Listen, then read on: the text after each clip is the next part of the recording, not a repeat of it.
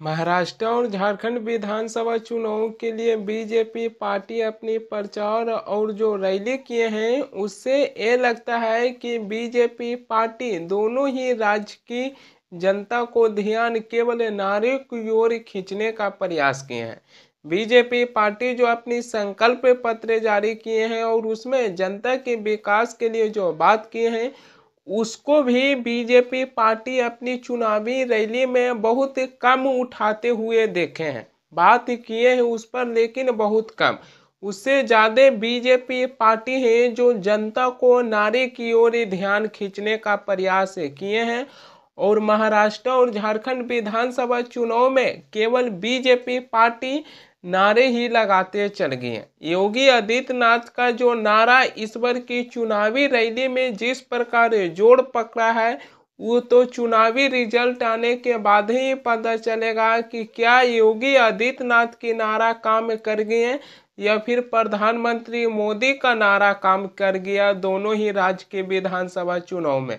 योगी आदित्यनाथ नारा लगाए कि बांटेंगे तो कटेंगे। प्रधानमंत्री मोदी हैं जो नारा लगाए कि एक है तो सेफ है। लेकिन जो प्रधानमंत्री मोदी अपनी नारा लगाए थे कि एक है तो सेफ है, इसको लेकर नेता प्रतिपक्ष राहुल गांधी हैं जो विस्तार से बताए हैं कि कौन एक है तो सेफ है। राहुल गांधी हैं जो एक तिजोरी को खोले हैं, उसमें से दो पोस्टर निकाले हैं। एक पोस्टर में प्रधानमंत्री मोदी का तस्वीर दिख रहा है और दूसरी तरफ गौतम अडानी का तस्वीर दिख रहा है। राहुल गांधी हैं जो कहें कि देखिए यही है प्रधानमंत्री मोदी का नारा, एक है तो सेफ है। देखिए इस वीडियो को कि राहुल गांधी हैं जो एक तिजोरी खोलकर प्रधानमंत्री मोदी और गौतम अडानी के तस्वीर दिखा रहे हैं और राहुल गांधी हैं जो कह रहे हैं कि यही है प्रधानमंत्री मोदी का नारा, एक है तो सेफ है। यह है नरेंद्र मोदी जी का एक है तो सेफ है। ये देखिए, एक है तो सेफ है।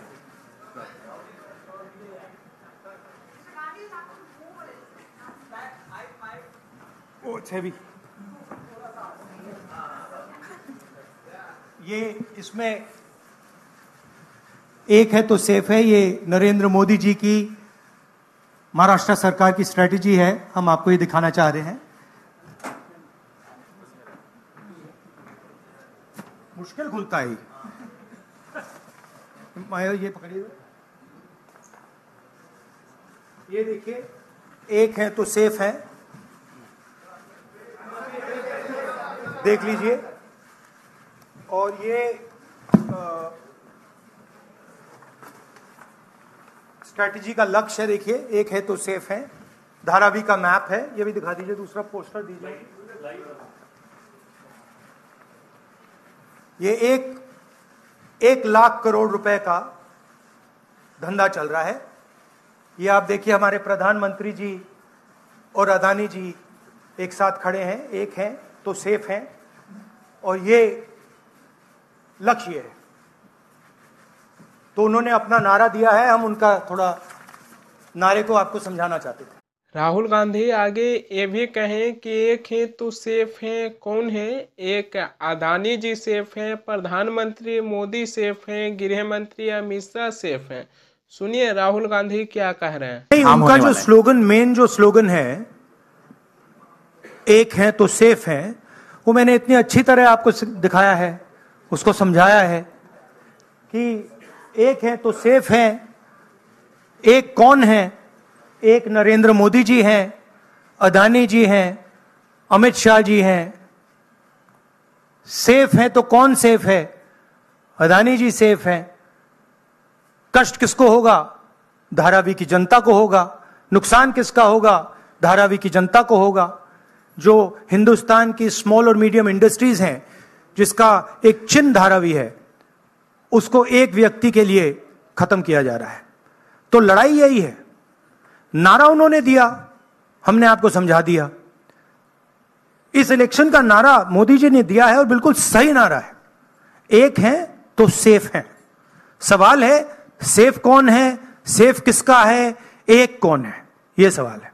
राहुल गांधी है जो कहें कि प्रधानमंत्री मोदी ये जो नारा लगाए थे उसके बारे में हमने आपको विस्तार से बताए हैं। राहुल गांधी ये भी कहें कि प्रधानमंत्री मोदी ये जो नारा लगाए हैं जो एकदम से सटीक नारा लगाए हैं। कौन एक है कौन सेफ है इसके बारे में नेता प्रतिपक्ष राहुल गांधी अच्छी तरीके से बताए हैं। महाराष्ट्र में 20 नवंबर को वोट डाला जाएगा, लेकिन उससे पहले महाराष्ट्र की उप मुख्यमंत्री अजीत पवार हैं जो एक बहुत बड़ी खुलासा किए हैं। अजीत पवार से एक इंटरव्यू में पूछा गया कि 2019 के महाराष्ट्र विधानसभा चुनाव के बाद आप बीजेपी के साथ क्यों चले गए थे। तो अजीत पवार हैं जो कहें कि मैं सिर्फ अपने नेता शरद पवार के बात मान रहा था। हर कोई जानता है कि बैठक कहाँ हुआ था और उस बैठक में कौन कौन मौजूद थे। अजीत पवार जिनका जिनका नाम लिए हैं उनका नाम हम भी ले रहे हैं, आप केवल ध्यान से सुनिएगा।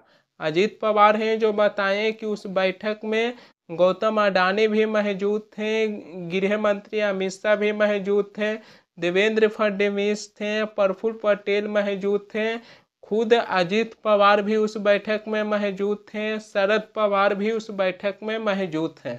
अजीत पवार जिनका जिनका नाम लिए हैं उनका नाम हम भी लिए हैं। अजीत पवार इस बैठक को लेकर खुलासा किए तो फिर सवाल क्यों उठने लगा।